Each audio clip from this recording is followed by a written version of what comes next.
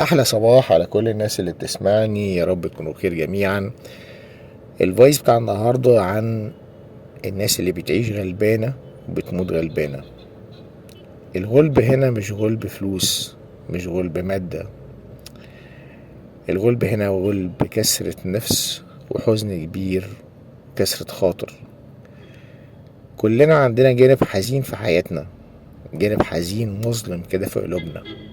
يمكن نكون ما بنحبش نطلعه علشان ما نبثش طاقة سلبية وحزن ونصدر للناس اللي حوالينا الحزن ده والوجع ده والألم ده، علشان ما نكونش يعني مصدر لاستعطاف الناس اللي حوالينا.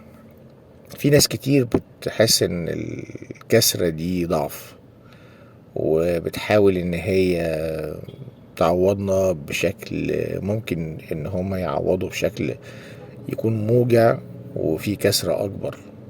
يعني بدل ما يجي يصلح بيكسر ويوجع.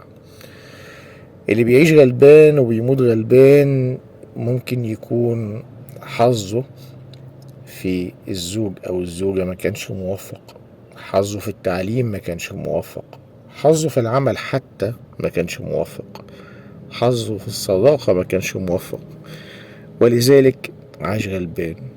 وكمان لما بيجي يموت بيموت لوحده، وبيموت هو في قمة الغلب، بيموت في صمت، بيموت من غير ما يوجع حد حواليه.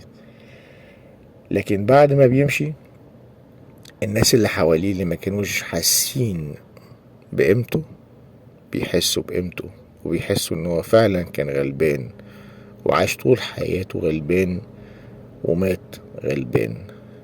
يا رب قوينا على انفسنا، يا رب خلينا مصدر خير للي حوالينا، يا رب ما تكسرش بخاطرنا.